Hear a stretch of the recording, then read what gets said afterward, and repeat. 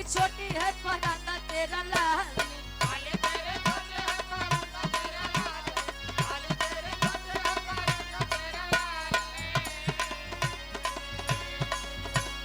रूप की हो रानी तू परांदे को संभाल रूप की हो रानी तो परांदे को संभाल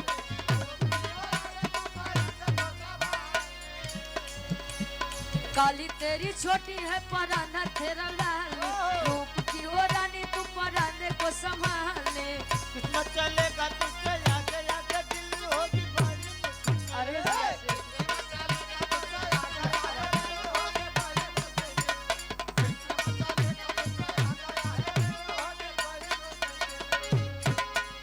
समय के ऊपर समय संसार में सबसे बड़ा बलवान होता है। ईद के पहले जश्न नहीं मनाना चाहिए क्योंकि समय है कब बदल जाएगा ये किसी ने नहीं देखा है। कॉन्फिडेंस अच्छा है लेकिन ओवर कॉन्फिडेंस नहीं अच्छा है। पहले कवि जी प्रमाण लेते हैं कैसे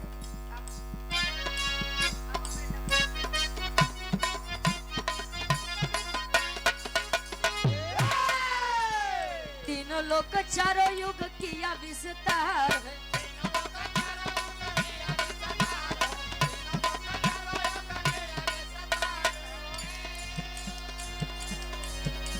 सत्य के सहारे टिका आज संसार है।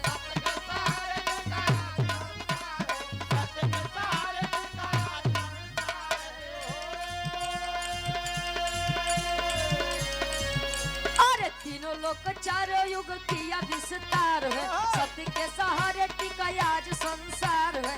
सत्य के बखान करे बेटावा पुराना समय होला बोलवा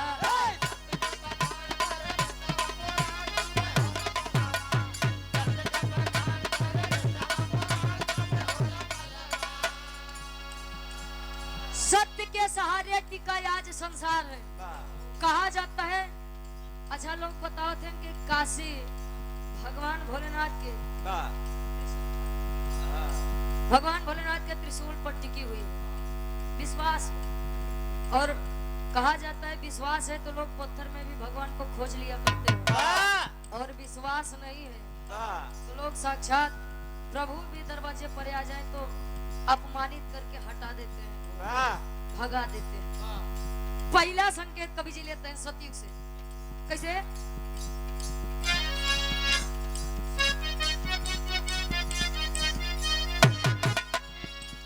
पहले सत्यवादी हरिश्चंद्र जी महान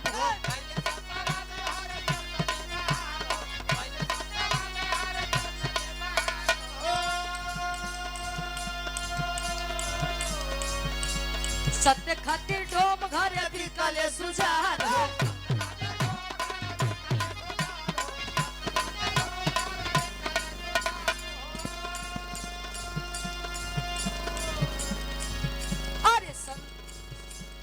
सभ्य से कफन मांगे होनी के दान समय होला बलवा सभ्य से कफन मांगे होनी के दान समय होला बलवा सभ्य से कफन मांगे होनी के दान समय होला बलवा। सोचिए सतयुग में हरिश्चंद्र लेटे हुए थे सपने में उन्होंने देखा कि मैं अपना सब राजपाठ दान में दे रहा हूँ। सुबह हुई सत्य हुआ ऋषि जी आए कहे कि आपने हमें सब दे दिया है। विश्वामित्र जी कहे आपने हमें सब दे दिया है। कहे कि और कुछ चाहिए तो बोला दे बदे तैयार है। क्या चाहिए आपको जितना धन दौलत रुपया पैसा चाहिए हम एकदम जान ले मुंह देते हैं। कहे कहाँ से दे पर राजा कहाँ से दे पर पहले 3 बार पहले सोना पूरे थे कहे 3 बार पहले सोना पुरवा आदेश दिए कि जाओ सोना लेकर आओ और विश्वामित्र जी को दान में दो। विश्वामित्र जी कहने राजा ए ओका चाबी अब हमका दऊ सब हमका दान में दे दी है आ दान में वो सब हमार बा कहीं तब कहीं अपने कमाई से कुछ कमा के लेकर आइए। सत्य के कारण समय के कारण वही राजा थे और समय ऐसा कर दिखाया कि डोम के घरे जाए के नौकरी करत रहे। आज अब तारामती अपने लड़का के लेके कहीं जलावे बदे त लइका के जलावे बदे कफन मांगे रहे। ऐसे ऐसे वीर सत्यवादी हरिश्चंद्र जी के जैसे महान पुरुष हमारे इस संसार में हुए। यह समय का खेल है। दूसरा भाव कवि जी लेते हैं।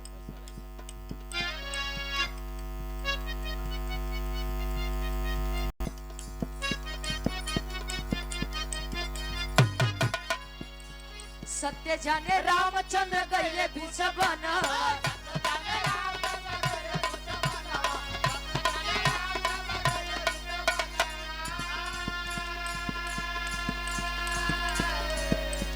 जनक दुलारी संग लक्ष्मण बीरना,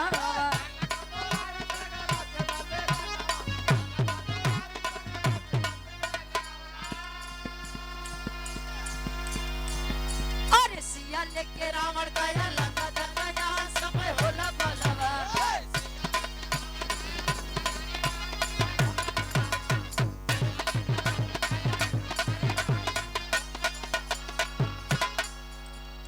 सत्य जाने रामचंद्र गईले पीछे बनवा।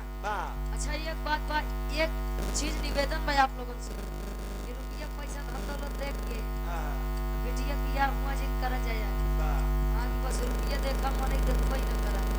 प्रभु श्री रामचंद्र जी को देख करके राजा जनक जी ने यही विचारा था कि मेरी बेटियां राज घराने में जा रही हैं और एक ऐसे सम्मानित वीर पुरुष के यहाँ जा रही हैं कि जीवन में उन्हें कोई दुख हो ही नहीं सकता है।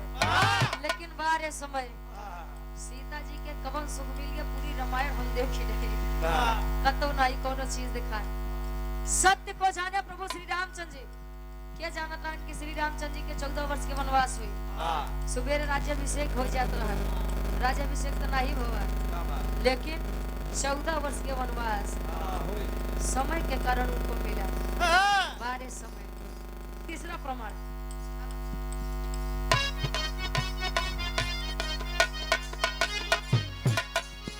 और ये सत्य के साथ निहल कुंवर कन्हैया,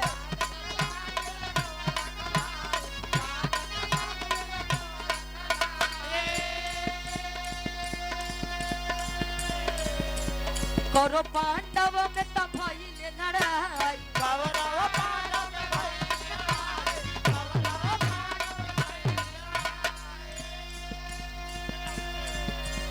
कुरुक्षेत्र लहू से भइले लुहार, समय होला बोलवा।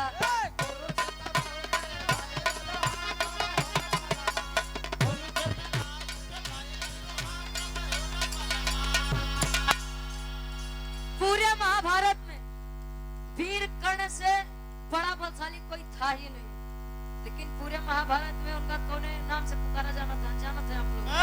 सूद पुत्र के नाम से बुलाया जाता, पुकारा जाता था और वहीं पर उन्हें अपमानित किया जाता था। और वीर कर्ण जी ने कहा था कि मैं किसी भी योद्धा के ऊपर जो बिना शस्त्र के होगा, मैं पूरे महाभारत में उस पर बाण नहीं चलाऊंगा, वार नहीं करूंगा। लेकिन वारे समय चक्का फंसा, वीर कर्ण जी गए निकाले बदे, तब ले अर्जुन जी अपन काम कर देने। वो समय था, पांडव के साथ कन्हैया जी थे और कौरवों का अंत हुआ, विनाश हुआ। अच्छा, झगड़ा तीन चीजें बड़े होते, जर जोर जमीन देख ले महाभारत के करे बड़े कहे का नहीं आनर के लइका आनर ही पर गलत जगह कबो हंसे के न चाहिए, और जहां पर अन्याय हो वहां चुप नहीं रहना चाहिए।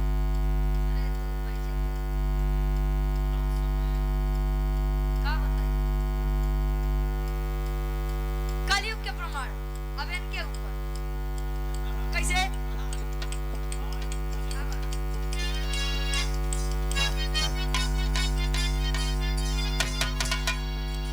सत्य के गुलामी जाने देश के जवाना,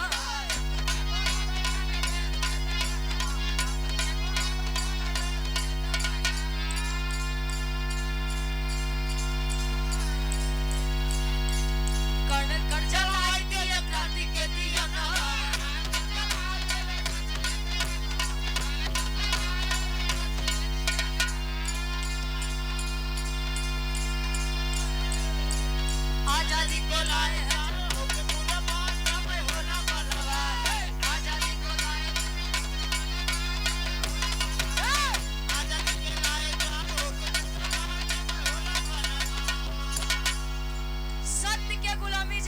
देश के जमाना हाँ एक वह समय था कि लोगों में यह होता था कि मैं अपने देश के लिए पहले जान दूंगा। हाँ ऐसे नहीं है। हाँ पूरी रात बैठ के विरास हो गया पूरी रात। हाँ जब इनके उत्तरे में कहा तो ऊपर है बात तो सही से सुबह बैठा है।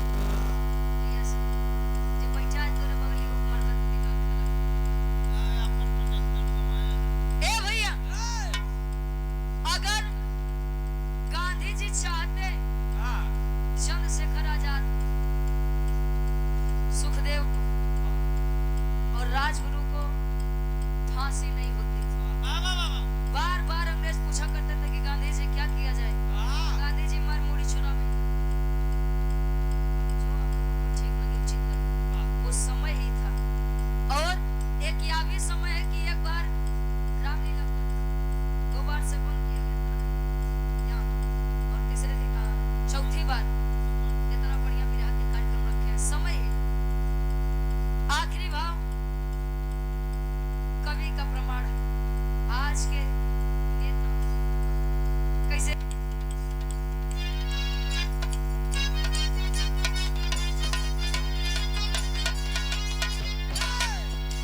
सत्य के भुलाई गए आज कल के नेता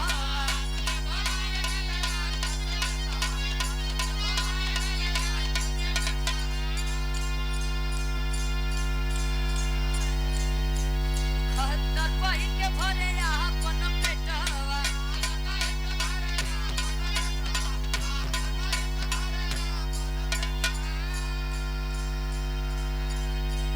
कहे सत्य के भुलाई गईले आजकल के नेतवा। देखा नेताजी बुरा न माने लेकिन अब देखा कहे ले जी ऐसे ऐसे में हमारे देश के विकास है।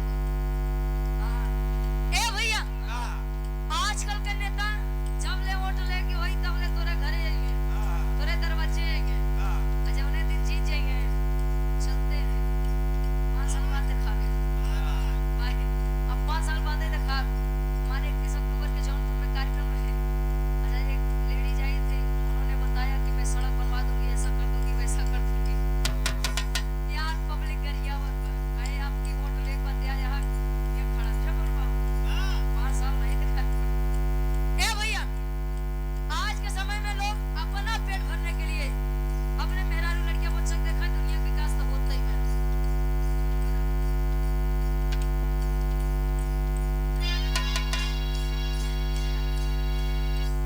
सत्य के भुलाई गईले आजकल के नेता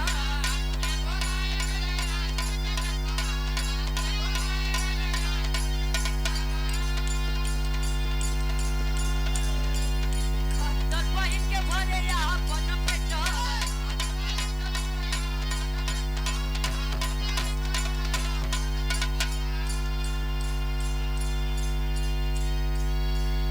अरे हवाला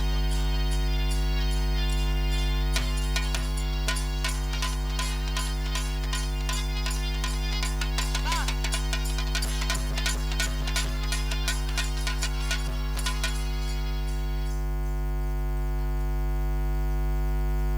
वाह और पुनः से एक बार